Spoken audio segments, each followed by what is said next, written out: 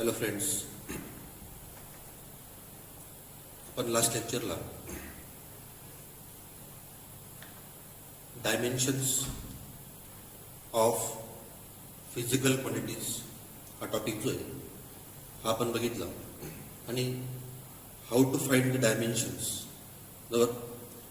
आपण लास्ट लेक्चरला मोमेंटमपर्यंत आपण आलो आहे. Dimensions of physical quantity momentum.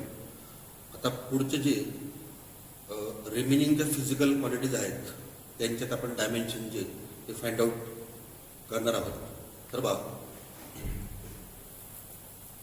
So next असेल dimensions of work. Dimensions of work. तर बा लास्ट लेक्चरला आपण बघितलं, जर एखाद्या फिजिकल क्वांटिटीचे तुम्हाला सपोज डायमेन्शन जर फाइंड आउट करायचे असतील तर त्याचा फॉर्म्युला माहिती पाहिजे. So what is the formula of work? Formula of work is force into displacement. Force into displacement असा फॉर्म्युला आहे. आता बघा, सो आपण लास्ट लेक्चरला डायमेन्शन्स ऑफ फोर्स काढलेले आहेत आणि डायमेन्शन्स ऑफ डिस्प्लेसमेंट तुम्हाला माहिती आहे. डिस्प्लेसमेंट मीन्स लेंथ बरोबर. आता बघा, डायमेन्शन्स ऑफ फोर्स जे आपण लास्ट लेक्चरला बघितले M1 L1 T-2. M1 L1 T-2. आता बघा, डायमेन्शन्स ऑफ लेंथ. आता बघा, डायमेन्शन्स ऑफ डिस्प्लेसमेंट और dimensions of length that is काय? Length L1. Length L1. आता माहिती. So dimensions of work M1 हा L1. आता बघा, L1 इकडे पण काय असेल L1. तर आपण हे डायमेन्शन आपण मल्टिप्लाय करतोय, दोघांच्या पॉवर्सची काय करायची, मग ॲडिशन करायची. जसं आपण बघितलं x⁴a into x⁴b is equal to x⁴a plus b. आपण जो फॉर्म्युला बघितला x⁴a into x⁴b is equal to x⁴a plus b. ठीक आहे. आता बघा, दोघांत लेंथची पॉवर किती आहे? 1. सो ॲडिशन ऑफ पॉवर्स 1 + 1 आणि T⁻² जो असेल तो ॲज इट इज असेल बरोबर. So dimensions of work M1 L1 + 1 2 and T⁻². So this is dimensions of work. ठीक आहे. तर बघा, फक्त फॉर्म्युला माहिती पाहिजे आणि मॅथमॅटिकल रूल्स जे आहेत तेवढे फक्त माहिती पाहिजे. डायमेन्शन्स फाइंड आउट करणं जे एकदम सिम्पल मेथड आहे आणि सिम्पल मॅथमॅटिकल मेथड आहे बरोबर. आता बघा, नेक्स्ट असेल dimensions of energy. Dimensions of energy. आता बघा, तुम्हाला law of conservation of energy माहिती असेल 10 पर्यंत. Energy is nothing but work और energy is equal to work. Suppose जर तुम्हाला डायमेन्शन्स ऑफ एनर्जी विचारलं, suppose dimensions of kinetic energy, कुठल्याही टाईपची एनर्जी असेल, डायमेन्शन्स ऑफ कायनेटिक एनर्जी किंवा डायमेन्शन्स ऑफ पोटेन्शियल एनर्जी जर तुम्हाला विचारलं तर dimensions of energy and dimensions of work both are same. म्हणजे मग डायमेन्शन्स ऑफ एनर्जी जर तुम्ही लिहायला घेतले तर काही मग same dimension, dimensions of work M1 L2 and T-2. M1 L2 T-2 बरोबर. तर बघा, लक्षात ठेवा, dimensions of energy and dimensions of work both are same बरोबर. जसं आपण लास्ट लेक्चरला बघितलं, dimensions of speed and dimensions of velocity both are काय? Same. Similarly dimensions of energy and dimensions of work both are same बरोबर. आता बघा, आता याच्यात आपण प्रॅक्टिकल एक्झाम्पल पण घेऊ बरोबर. आता बघा, सपोज आपण फॉर्म्युला घेतला की कायनेटिक एनर्जी किंवा सिंपल घ्या अगोदर पोटेन्शियल एनर्जी. आता what is the formula of potential energy? mgh. m for mass, g for acceleration due to gravity and h for काय असेल? height असेल. So mass into acceleration into height. म्हणजे असे म्हणता येईल formula is equal to mass into acceleration into height. ठीक. आता बघा, write down dimensions of mass, dimensions of acceleration and dimensions of height. Okay. So first dimensions of mass. काही dimensions of mass simple m1. Dimensions of mass m1.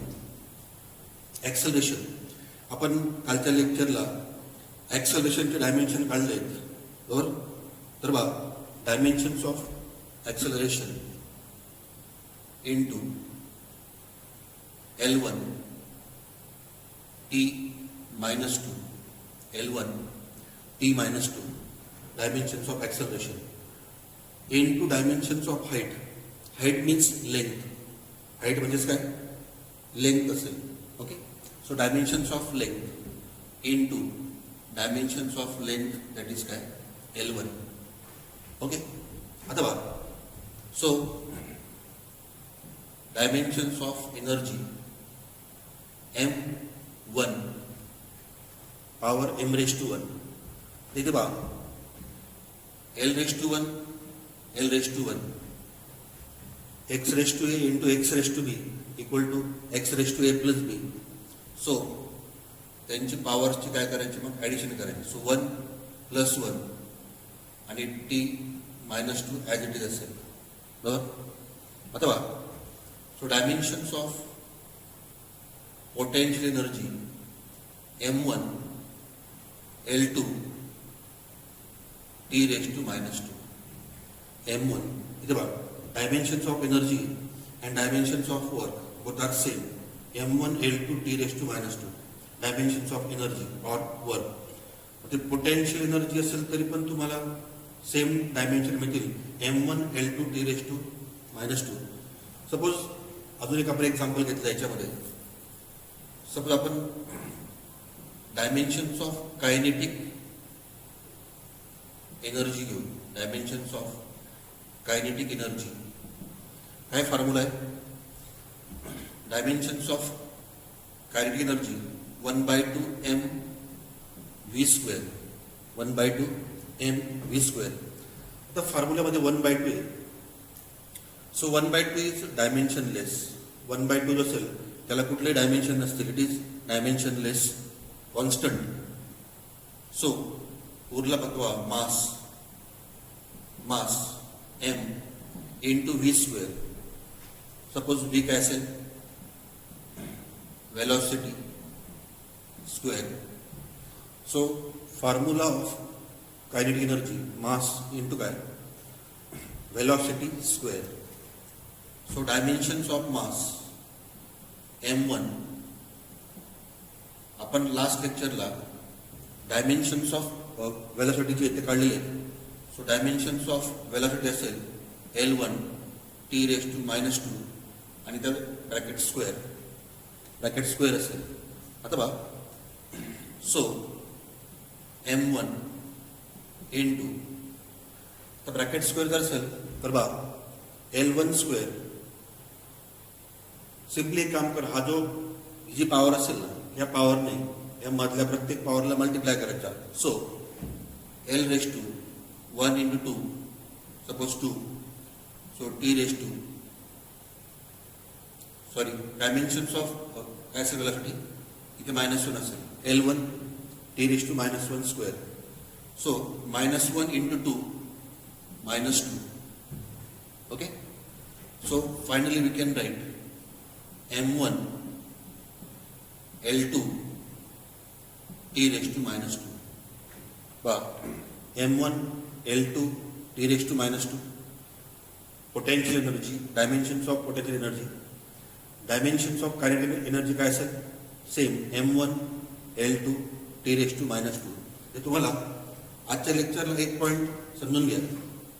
Dimensions of energy and dimensions of work both are same.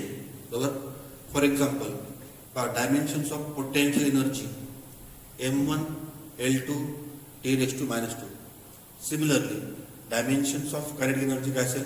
M1 L2 T raise to minus two. So dimensions of energy and dimensions of work both are same. ठीक आहे इथपर्यंत. आता बघा next dimension असेल dimensions of pressure. Dimensions of pressure. What is the formula of pressure? Formula of pressure force upon area. Force upon area. Pressure is equal to force upon area. आता बघा we know the dimensions of force. We know the dimensions of force.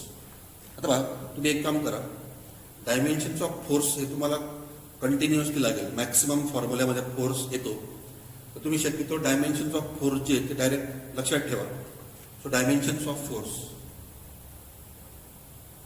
M1 L1 T minus 2.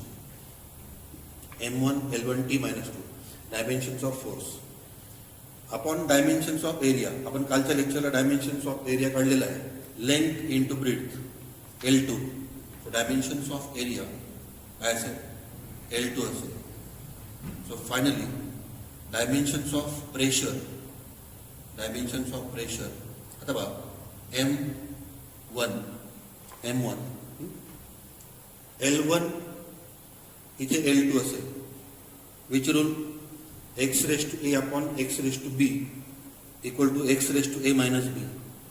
हा जो आपण rule बघितला तर बा इथे मी लिहितो x raise two a upon x raise two b is equal to x raise two a minus b. हा जो फॉर्म्युला आहे x raise two a upon x raise two b equal to x raise two a minus b. आता बा L एची value असेल 1. याची value 1 आहे. हा 2 वर जाऊन मायनस होईल. 1 minus 2. Okay. X raise two a minus b. नंतर इथे T2 असेल. So finally dimensions of pressure M1 L raise two 1 minus 2 that is minus 1 T raise two 2 असेल. ठीक आहे. So dimensions of pressure M1 L minus 1 T raise to minus 2 sorry हा T raise to minus 2 आहे. बरोबर. तर बघा dimensions of pressure force upon area. बरोबर. तर तुम्हाला फक्त फॉर्म्युला माहिती पाहिजे. We can find out dimension.